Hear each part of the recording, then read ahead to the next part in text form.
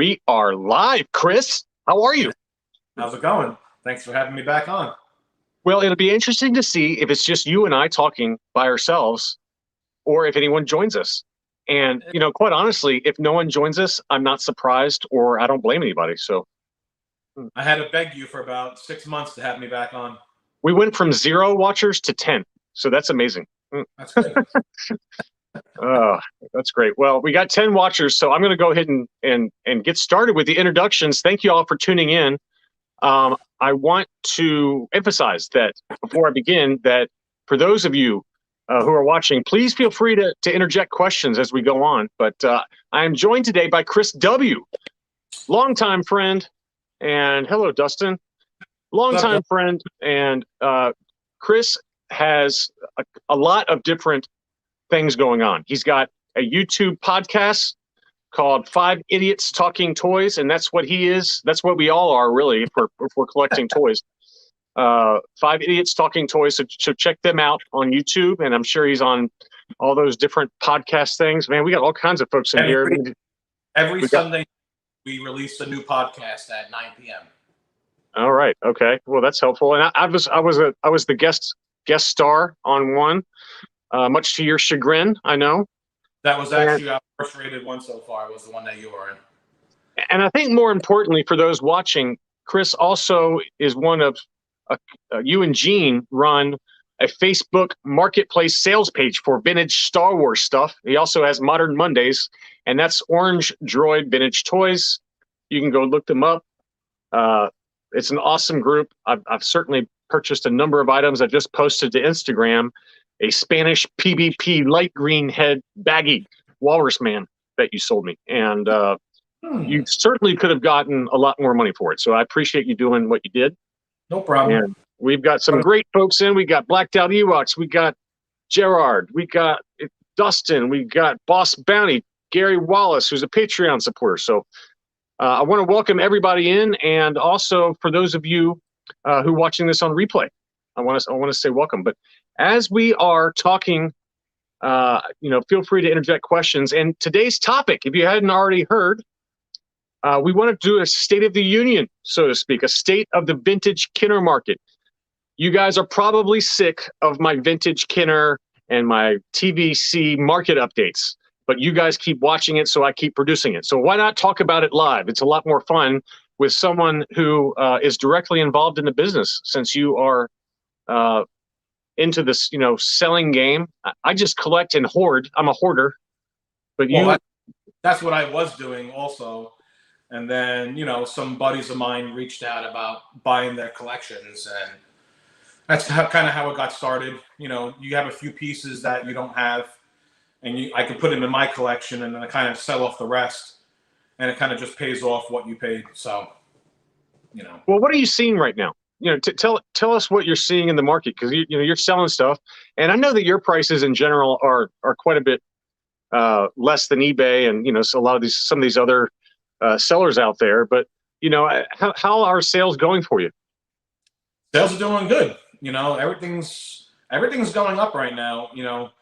Not talking about just the last 17, but there's a few figures that have really boomed in price lately.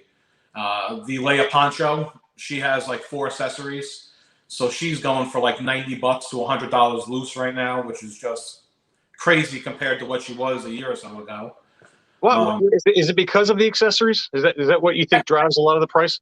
Yeah, I think so, because she has 4 accessories. I think some of them are easily, lost, whether it's a helmet or the belt or her cape, whatever. So, robe. Prune face has been going up, shockingly. Prune face has been going up. Mad Cat, just real quickly, Mad Cat Johnson, if you go back to my channel, I do have an entire video devoted to Orange Droid Vintage Toys. And once this video processes by YouTube, after we get done, I will include a link to his Facebook sales page. So it's an invite only now, so we can figure out who's selling what and all that good stuff. Yeah. But it's not like exclusive, it's not like he's trying to exclude people, but it just makes it easier so we know who's selling what. So and also people's wives can't see what they're doing, because we had an online store and wives were reaching out to their husbands and they can see what they buy. Well, that So is huge. There's a big reason why I like the private groups, and that's one of them. Because if my wife had any idea, any inkling of the amount of money that I spend on this stupid plastic doll stuff, I would probably be murdered. So that's a really good point. yeah, it's a page. It's run by me and my buddy Gene, and my brother Charles is on there. And the three of us just sell stuff. Honestly, we come across collections and we just try and give it out as cheap as we possibly can. And I sold some stuff. Modern Monday, I had some extra stuff that I sold there. So it's a great sales page.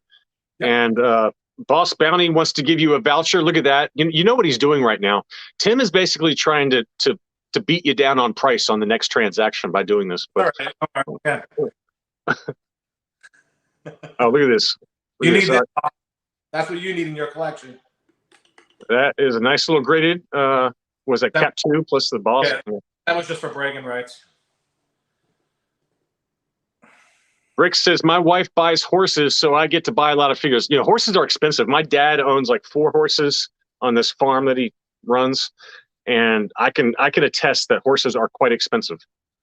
So I want to go back to the figures that have been going up in price. Yeah, let's do it. Sorry. So, besides for Leia Poncho and Prune Face, he's sold on some live streams for like $90 to $100 loose, which is Prune Face. Yeah. And why? I don't understand. Is it because do people just go in waves? I mean, I don't get it. I think his cape and his gun belong to just him. You can't interchange. So his price has gone up. He's usually around like $60, $65 right now. On a live stream, usually it's more money. But ATST driver is actually another one. Everyone will PM us wanting one because I guess the shoulder emblems always rub off. So you can never find a nice, good one. But a couple of them that I think are going to go next. Oh, well, okay. Oh, no. I want to set this up now. So you're saying that you're going to be like the stock picker, on those like MS, on CNBC, like where they pick stocks. So let's hear your predictions or your kind of picks for the ones that are going to be the moneymakers coming up. If you ask me if I think vintage tenor has hit its peak and if it's going to go back down, my answer is definitely no. And a lot of it has to do with COVID and, all that stuff. But another reason why I think is that these figures are just getting older and older. We're looking at 44-year-old figures right now. Finding them in like a near mint shape or condition is getting harder and harder to find. They're just getting harder. And it's only going to get worse as each year goes by. So a couple of figures that I think are going to go up more in value is Luke XWing. Finding a nice Luke XWing is really hard. I actually sold one to Bosk, and that was the best one that we had. And you find him with like paint rubs always on his chest. Oh, yeah. And markings. He's just so hard to find a mint example of. And I believe that. Death Star droid. We saw him at a recent market update. An 85 will sell for $250, and then the 85 plus goes up to $350, and that's just for a loose graded Death Star droid. So I 100% believe that one. Just finding a graded 85 is actually hard. If you actually take notice now and start looking, most of them you see are 80s and under. You don't see a lot of 85s out there. Han Hoth is another one. He always has rubs, hand rubs, foot rubs. And there's a lot of variants for Han Hoth. You got the PBP, you got the chocolate legs, you got the I think there's a Pock. I think there's there's even a Lily Letty. Believe it or not, there is a Lily Letty that's extremely rare. It's like on the Imperio Contratica cards. Those are, just a loose graded one of those, even in like a 50, would probably be several $1,000s. But it's so rare to see that one. And actually, a really cheap figure that's really cheap now is Luke Hoth. But to find a Luke Hoth in really good condition, it's very hard. I think he should actually be more money than what he is. Well, it's funny you say that, Chris, because I had one marked off for a market update video, and I kind of scratched it off for the video because I just had too much other stuff to talk about.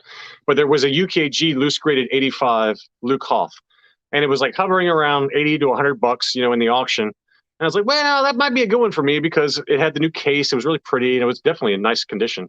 It went last 10 seconds. It went from 100 US dollars to $250. So, and you never see 85 grade Luke Hoffs come up ever. I mean, just never. Besides for the usual ones like Luke Farm Boy, Leia, Stormtrooper, Snowtrooper, those are all discoloring. So those have kind of always been hard to find in nice shape. Now it seems to be like these second tier of figures now that are starting to get more messed up, and finding them in like a near mint example is just getting hard. Well, it's a valid point. I mean, I guess my question is, especially even with more common figures, what I've noticed is that if you look at prices for very common figures, whatever. Let's talk about the first 12 for example. AFA 70s, AFA 75s. Okay, that's one tier. And then you got the 85s, which a lot of collectors love, right? Yeah. And then once you go up into 85 plus and 90, as I've talked on my channel many times, the multiple to it seems like 70s and 75s from even 3 to 5 years ago, that price has hardly changed at all.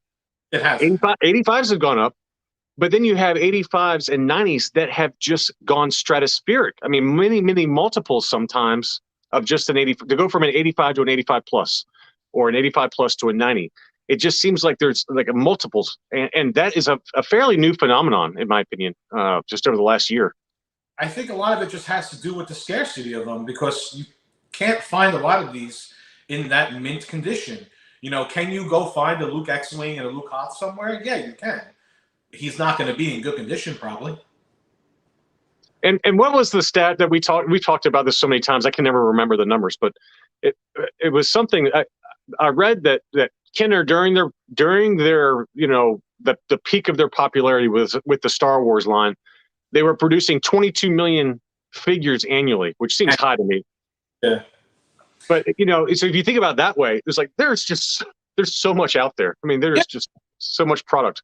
What it comes down to is a lot of these may not be rare. To some people, they're rare. They're out there. I think it's just finding them in good condition is what's rare. Yeah. Even a 2-1B medic droid. No one ever thought 2-1B. When you find him with like his belly and it's all yellow, that's what's happening to them. It's all, like they're all turning yellow. Yep. So to find another one is getting hard. Yeah, another one that really sticks out to me is only because I love him is the Cloud Car pilot. I saw an 85 sell for I can't remember the price. It was around 200, 250, Like and then a week later, an 85 plus sells for I can't remember the number. It was about $900. Yeah. And I mean that to me was mind blowing to go from an 85 to an 85 plus, and you're paying 4 times the amount for a loose graded figure. It's just crazy. Some of the prices I just don't believe, and I'm sure it was a real sale, and I'm sure someone bought it, but I don't think we're ever going to see another Cloud Car pilot ever go for $900 as an 85 plus. I don't think so, but I think that was a time sale. Well, I mean, I hear you there, but I think that there's a couple of phenomenon not only in Star Wars action figures, but I see it across all collectibles.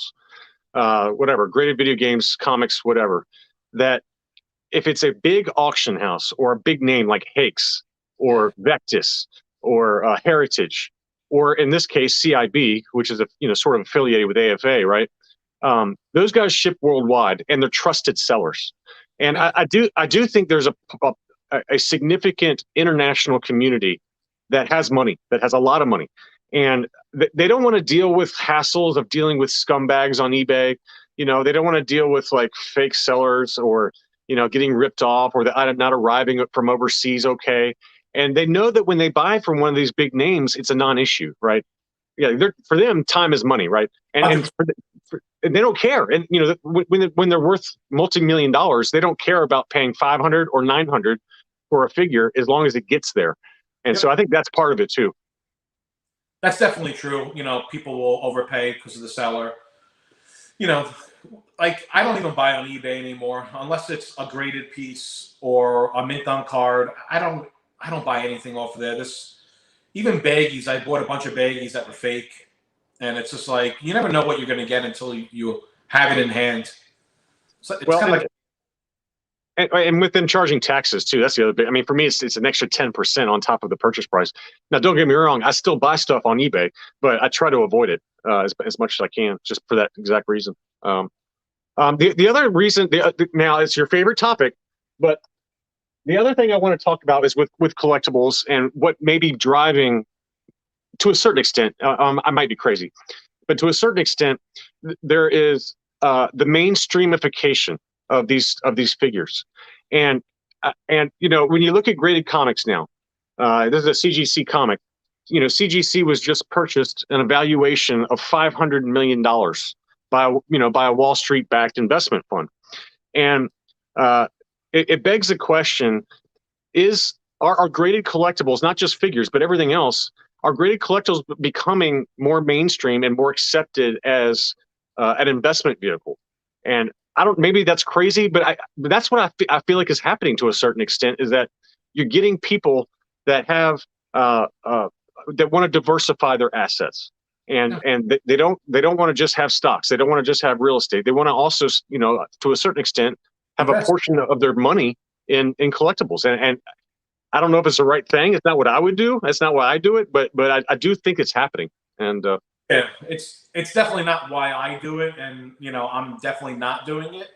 But I can certainly see it happening with inflation being so high and the dollar not being worth as much. It's like, do you want your money sitting in a bank not making anything, or do you want to maybe go out and buy a Luke Skywalker orange hair and invest? Oh, here we go. Yeah, of course. All right. No, you can't. No, you can't just like tease us here. Like, let's save some of the others for later. But I do want to take a look at this because, you know, for those watching, I don't know how familiar you are with this figure, but you know, the Luke Farm Boy came with so many different hair colors, but easily the most rare and the most expensive is that, you know, if you're excluding like foreign variants like POC and PvP and stuff, but if you're talking about just hair color, this is one of the most incredible items that I've ever seen. This is the orange haired Luke, and there's not many of them out there. And you can see how bright orange that hair is. So you saw the sale the other day on eBay for the last one. Yeah, you go ahead and bring that up. Go tell us the numbers on that one. So the other day on eBay, someone had an 85 listed. And 85, AFA 85 orange haired Luke. Is that what you're saying? 85 orange hair Luke, sorry. And it sold for $9,750. Which is triple what one sold for in one of the Facebook groups, you know, less than 2 years ago. That's triple easily. Yep. And I actually reached out to the seller because I wanted to see if it sold. I just like made believe I was interested, and I wrote him, and he told me, he goes, no, it sold. It's paid for. So someone did buy it. I mean, $10,000, and that goes back to, and that's, you know, a significant multiple of what you paid for yours. And you know, again, it feeds back right into what I've been talking about, is that rare stuff, especially in high grade, going from an 80 to an 85, 85 to 85. I mean, people will just pay astronomical prices, and it's mind blowing. So maybe people are starting to want to put their money into orange hair Lukes instead of putting it in the bank. I don't know.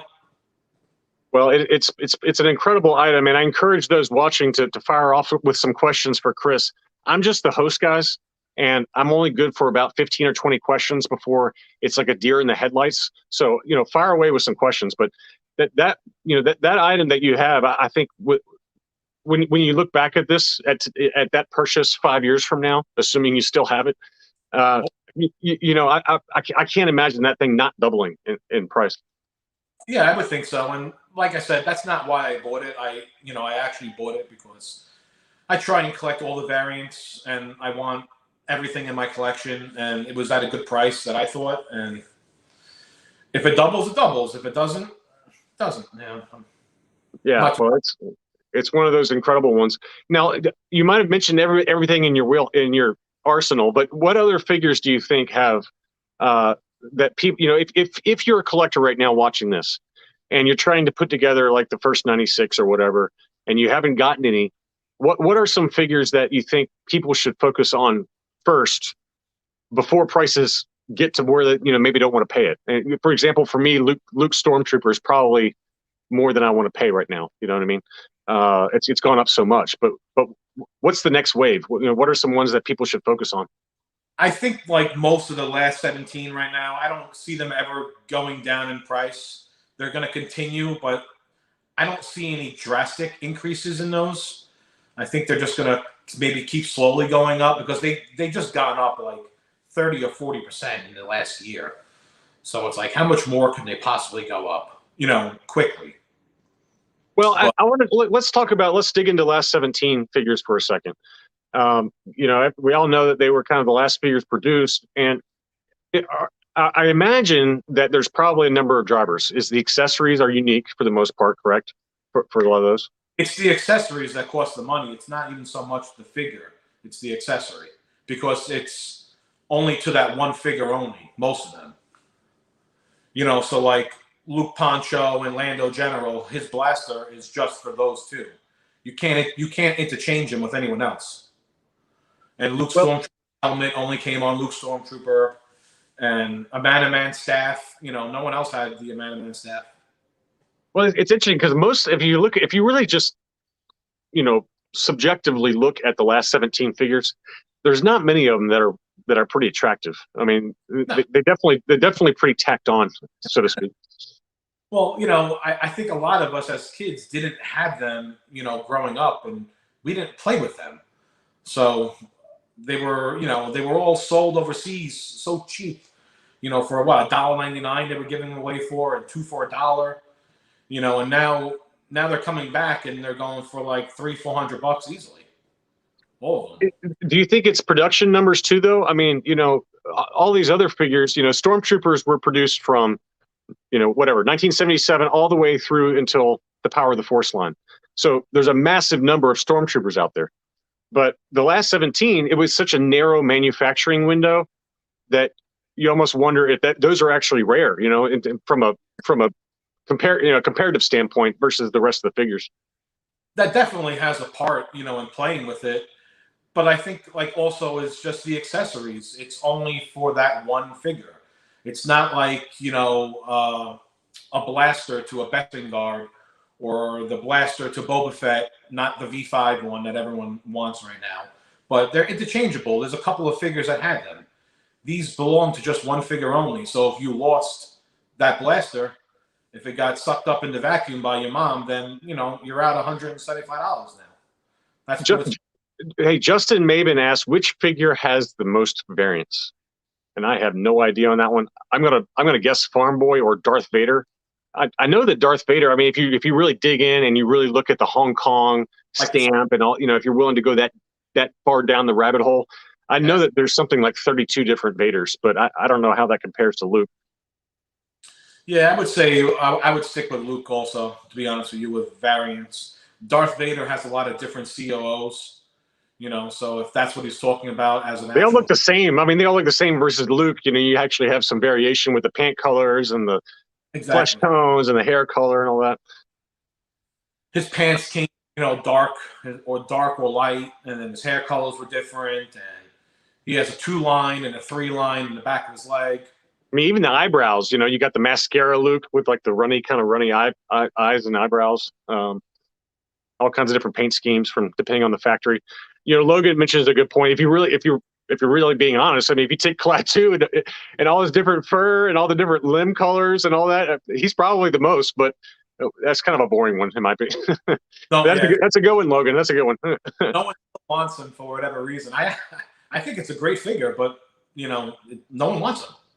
I do. I like him. He's cool. You do. Yeah. He bears an uncanny resemblance to me. So that's part of it. But I guess the question I have for you now is, in my opinion, I know your opinion is different than mine. In my opinion, we're towards the peak on asset prices in general, whether it's the stock market or real estate or collectibles. And to me, I just feel like we're at a peak and we're kind of overdue for like a correction of some sort. It's already happening in comics. Comics are down probably 20 to 25% versus their peak in May and June. But where do you see the market going short term and long term? Personally, I still think it's going to go up. I think with Disney producing all the new shows are going to keep people interested. They're going to keep them, wanting to collect. That's definitely going to help raise the prices. And I just think finding mint examples, those will keep going up. Maybe like the lesser examples or the lower grade ones will stay where they're at, which is why you said before. Which is what they have. I mean, that's what they've been doing. They basically sit there. So I think we'll see like high grade examples still go up in value because they're just getting more harder and harder to find. I mean, is it the same kind of concept of with like, someone had mentioned, I apologize, I don't remember who, but someone had mentioned sports cards. And, you look at like, this is a very specific example, but like the Honus Wagner baseball card, that same one will change hands, every couple of years. And it's always like, multiples of what the previous seller paid for. And if you drill that down to more broadly collectibles, is that kind of, could that be what's going to happen? I don't know, because like a Honus Wagner card, how many are there? Like how many known examples are there actually? Not many. So like for Luke Farmboy Orange Hair, even though he's rare, there's a bunch of examples out there. There's a lot of these figures, just like we said. They made hundreds of millions of these. So there's definitely. Well, and you and Jules here make you kind of both brought the same point, and that's the Disney Plus content. Disney's got so many new shows coming out, and that ties into what Jules says here, and that's about new collectors coming into the hobby. I mean, my son's a perfect example. He's 9 years old, and he loves Star Wars.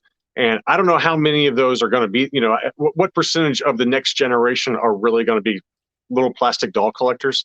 I would think it's going to be a small fraction of our generation. And and if you look at our generation and maybe compare it to the previous generation, I don't know the answer, but it does seem like with Disney Plus content, and as long as it stays good, the quality's there, it's going to reel in, more of these folks. And also too, you got to remember, there's a lot of people our age right now that have money that don't collect this stuff. And as they start watching all this new content, they're like, you know what?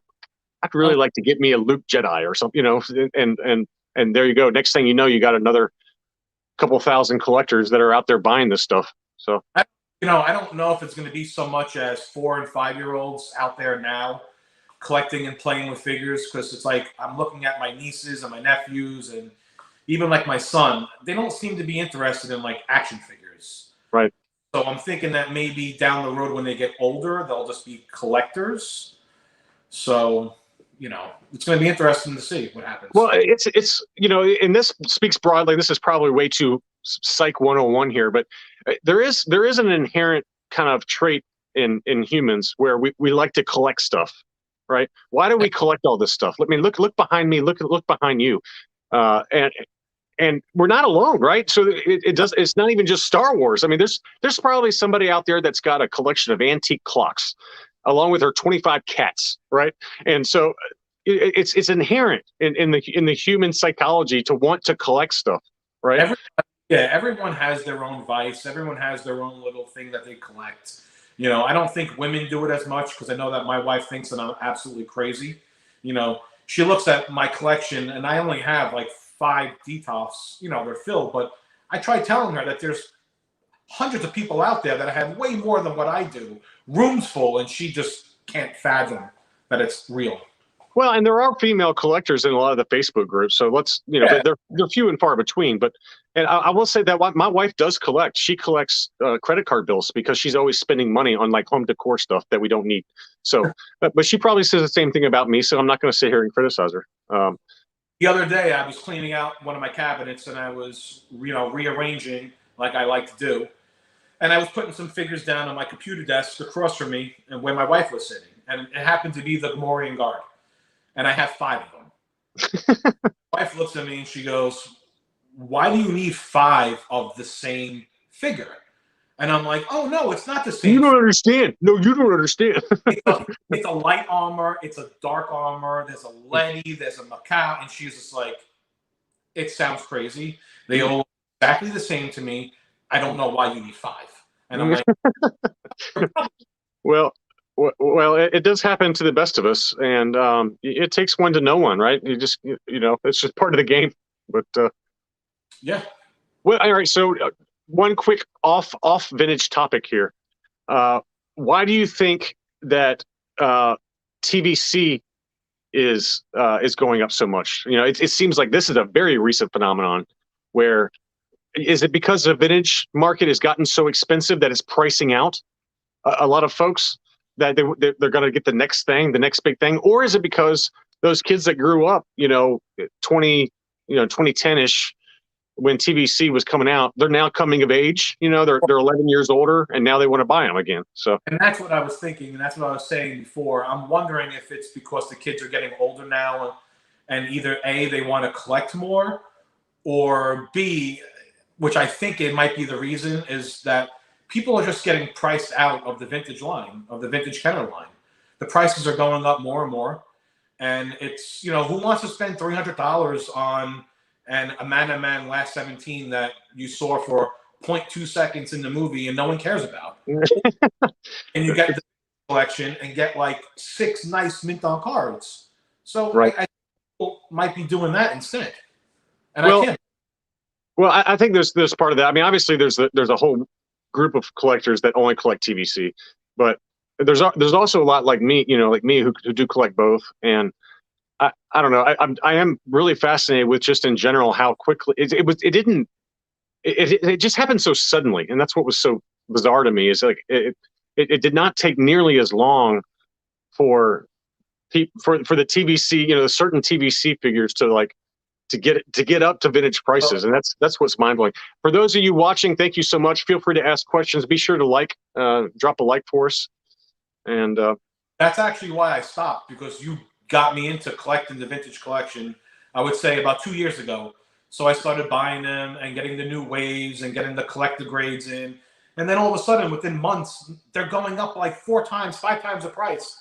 And I'm like, do I want to start collecting these now? Like, so much money.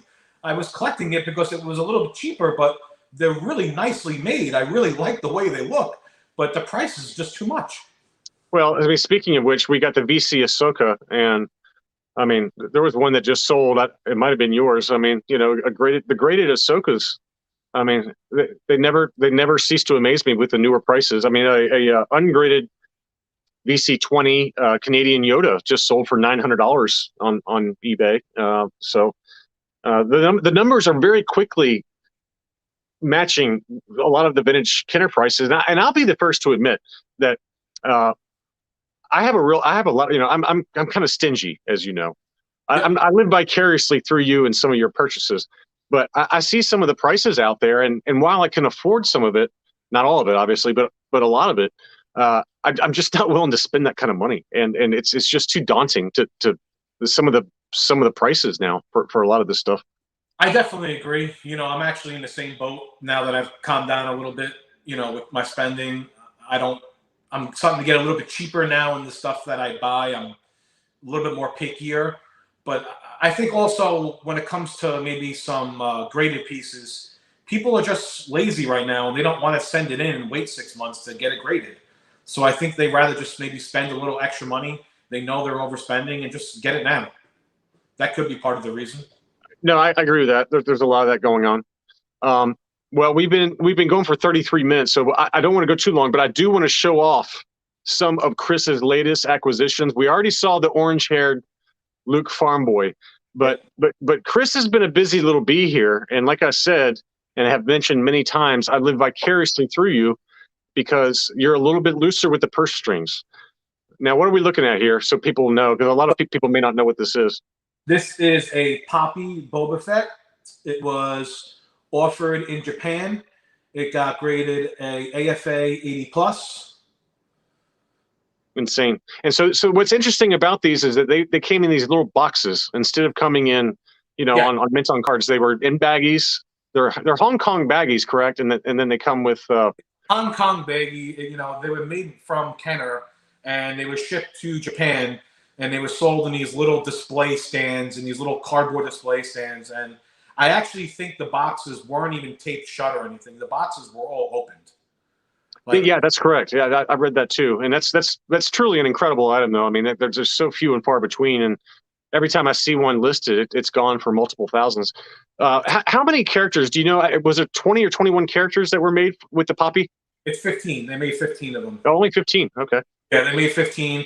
It actually came out during Empire. They have some, they have some Star Wars characters in it, but they started releasing them during Empire, I believe. And there's 15 characters that came out, and then the line just stopped. They stopped releasing them. I don't know why. Tim says, should we start bidding? So, if you're looking to get rid of it, you might have some able and willing buyers right here. So that's one of those pieces that's not leaving this collection. I imagine so. It's very, very difficult to find that one, especially for a fair price. So that's amazing. Yeah, so I got that. I got another one of my favorites in. Yeah, so a lot of people don't realize how rare this is. Tell us about it. Yeah, so this is a Luke Skywalker Jedi Knight baggie, but he has the blue saber and not the regular green one. I would say 95% of them that you see have the green, and this one has the blue. And it was graded 85 plus from CAS. That's only the second blue sabered baggie I've ever seen ever. And how did you come across this? Because you just never see it.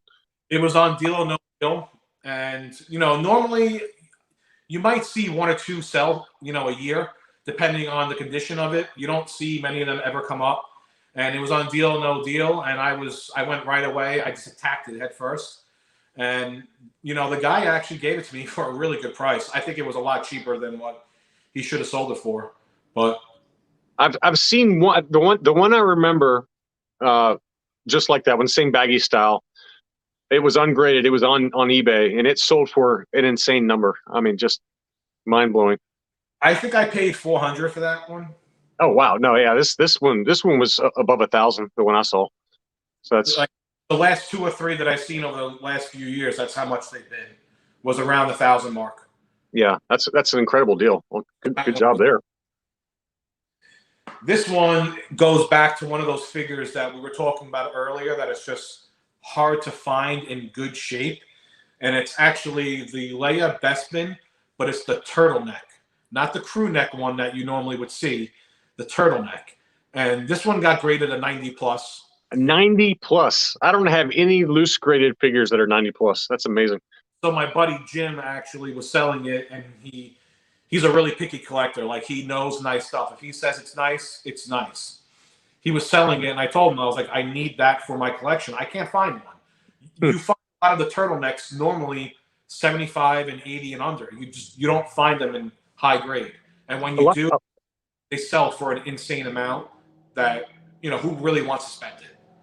Yeah, so, the Leia Bespin's a pretty underappreciated character in terms of variants. I mean, you got obviously the turtleneck, and then there's the geisha kind of French Meccano with like the really, really pale face. I've got that one. Yeah. I love that one. I think she has also, and yep. So she has a bunch of variants also. And the Letty's is known to be very expensive for that one. Yes, yeah. Well, I'm going to show this piece. This would not be a proper live stream if I did not rub this. Hold on. All right, hold on 1 second though. Let's take a quick intermission here because Bricks in Review wants to know, how do we get an orange droid vintage or orange droid t-shirt? So we actually have a bunch of these made. Me, my friend Gene, and my brother, we made a bunch of them. We're going to be listing them on the page coming soon. I would say probably this weekend. It's just they'll be up for sale. All different sizes: small, medium, large, extra large, and XX. I've been so lazy. I've had so many subscribers request action figure grader logo t-shirts, and I've been so lazy. I've got to do it. I mean, I've got one for myself, but I need to start offering those. There you go. Look at that. We're gonna start making some custom figures too. For our page. That's cool. Orange droid. That's very cool. We want to make it to the point where, like, if fathers are with their kids and stuff, and their son wants a pen or a patch or a sticker, it's like we want to provide it. But I also, we want to charge them like a really cheap price so that when you see, this figure, it's not going to be $30. It could be like $50, and your dad can buy it for your son and make him happy. Cool. That's really what it all comes down to. Well, that's enough advertising. So show us the next hot stuff. Come on. Oh, I wonder where you got that one. I've never seen that one before. So this is probably like the favorite piece in my collection. It has been for a while, and it probably will always be. This is a piece that I traded you for. I gave you an Ahsoka, a TVC, rated 90, I believe. Yes. And I've been begging you this for a couple of years now, and I had to pry it out of your hands. Well, I mean, in all fairness, I mean, let's be fair. Let's be real here. I mean, you gave me a very, very fair for what Ahsokas are going for now. I mean, you gave me a really fair deal, and I didn't want to part with that. That's a Lily Letty non-sonic welded overstock, right? Yeah. Yep. Yeah. And so And for those that don't know, I mean, it looks like a robotic prune face here, but basically these are overstock parts when the Mexican Lily Letty factory was going out of business, and they had all kinds of parts, and this one was never assembled.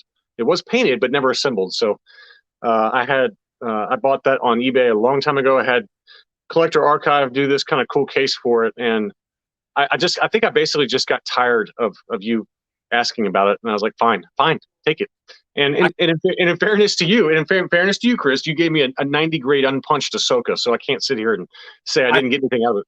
I've seen one of these come up for sale, and I was bidding on it, and it literally, I think I went up to $1,000, and the guy told me I wasn't even close, and that's when I said, you know what, I'm giving up on this, and Give me a break. just going to beg you for it every single day so I can get yours. No, I mean, I think I paid like whatever I paid, $350 for mine. So that was ungraded, but that's ridiculous. But I mean, I've seen. Oh gosh, what we got here? Oh man, look at this. This is a Luke XWing. It's a 41 graded 80 plus from CAS. I mean, that looks factory fresh, man. I love it. Unpunched. Unpunched. If people that don't know, I collect 31 backs and 41 backs, primarily. For whatever reason, that seems to be like my favorite line that was made. So, I mean, that thing is literally flawless. Where did you find that one? That one I got off of the Dark Side Alliance, the group page. That's right. Hey, James Coleman requested that we plug them. So would you want to get your plug in, because you're an admin there, or you're a big shot on this other Facebook page, right? I'm a peon. So do your plug. Let's get your plug out of the way. There's a new group on Facebook called the Vintage Alliance, and it's not just Star Wars. It's all vintage items are welcomed, and it's just a fun group. You can buy. It's a good group. It's a really fun group. You can buy. You can sell. Like I said, it's all vintage stuff. So it's music. It could be sneakers. It can be anything that's vintage. It's just fun. It's very interactive. It's run by my buddy James and a bunch of other guys, some good guys, and he made me a moderator on it. They got auctions there now. I mean, I saw that somebody put an auction up there. It's got about 1,400 members, so it's a nice group. I would check it out. Yeah. Vintage Alliance, the Vintage Alliance. All right, onward and upward. Let's see some more. Oh, now, okay, of course. You know what? This one makes me mad though, because a true friend knew that I was looking for an ESB Bosk. He knew it. And this one comes up for sale or auction or whatever it was on Facebook. Fantastic price. In my defense, this came up for sale. It did. And if you guys don't know John is like a 90-year-old man. He goes to bed by 8 o'clock. I do. And he has his cup of tea and he reads a book for a half an hour, and then I get tuckered out, man. I'm an old man. I John's bedtime schedule. This thing came up at like 10, 11 o'clock at night. If I would have waited to contact him, it would have been gone to someone else.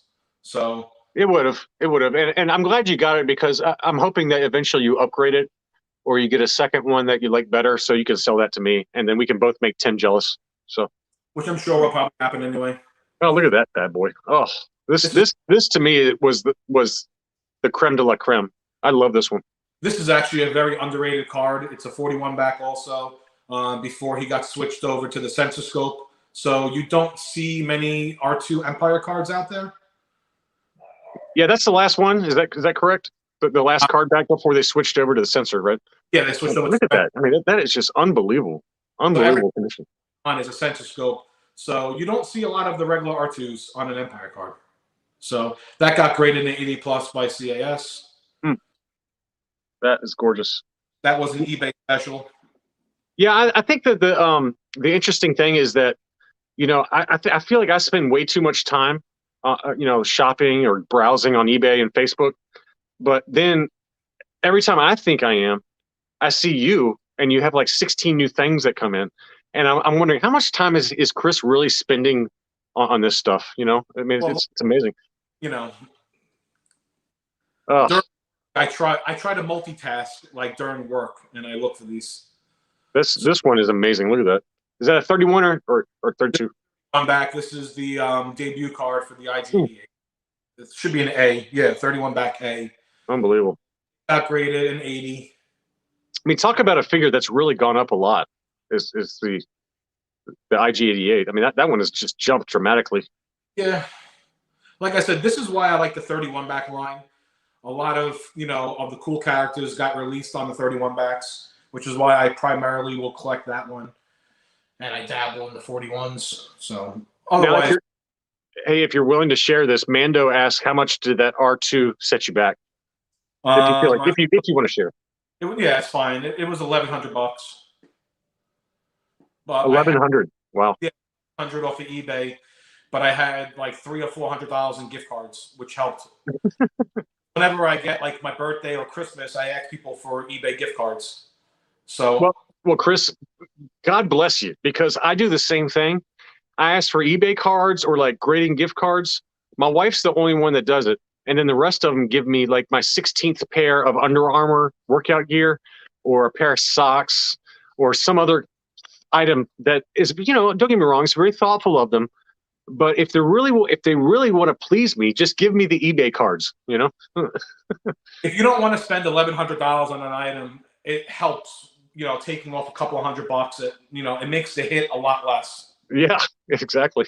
So I want to get this one in before you close, Look at that. I love this one. So this is the cantina scene. And didn't you say that this is the first time they've loose graded this? Yeah, so CAS graded this. This is the first time I got graded. It actually was graded by my brother. And a quick funny story about this is that I have bought 2 of these already. And they were from UKG. And both times they came in the mail, they broke. Of course. One was the case, and then the second time was the doors. They became unhinged. So when he got this one in and graded, I told him right away, I'm like, you're not getting rid of this. If you don't want it, sell it to me. We'll give it to you. I want that piece. That's hilarious. So the doors came unhinged. Yeah, and it's actually, these doors came unhinged too. So unhinged like my psyche when my children get home from school. That is awesome, though. But when it came in, it was fine, but they pop out. That is awesome, though. It looks great. So, by him putting it in his car and driving over to my house, unfortunately, it popped out. But yeah, it's all fun. Well, we are running at 47 minutes, and I want to say, for those of you who have not given us a thumbs up, please do. It was just kind of a fun chat talking about the market, what we're seeing out there in terms of trends. Obviously, make sure to check out Chris at Orange Droid Vintage Toys on Facebook. And if you're watching this replay, I will include a link in the description once this video processes to the Orange Droid Vintage Toys sales page. And I just want to say thanks to everyone for tuning in. And Chris, thanks for joining me today. It was a lot of fun. Thank you. And also check out my podcast. Oh, I forgot. Yeah, 5 Idiots Talking Toys. Well, 5 Idiots Talking Toys, and it's actually 5 guys it's me and my brother, and we met 3 other guys at a Star Wars convention. We became, really good friends with them, and we talk every day on a group chat. So we said, hey, let's start a podcast, and that's what we do. So every Sunday night at 9 p.m. a new one comes out. And it's just fun. We're not looking to be a millionaire overnight on this. It's just fun to get away from the family and talk with your friends about Star Wars. No, and I've listened to a few of them, and it's a lot of fun. And I really enjoyed meeting Shane and John and Brandon. And who? Brandon. That's right. Yeah, he didn't talk much. He can't. When I was on, I was too busy blabbering the whole time. He didn't get a word in edgewise. Well, I think he was in Disney when we did that episode. So he was actually in Disney with the family. So he was just signing on just to be part of it. So. Well, thanks again to everyone who watched, and we'll do it again soon. Just for those on right now, I'm going to be out of town for a couple of weeks, so it's going to be it's going to be like a barren Tatooine desert on my channel with video content. But I did pre-make a few, but it's going to be few and far between for a little bit. So, all right, guys. Well, thanks again for watching, and we'll be back soon. Thank you, guys. Nice seeing you.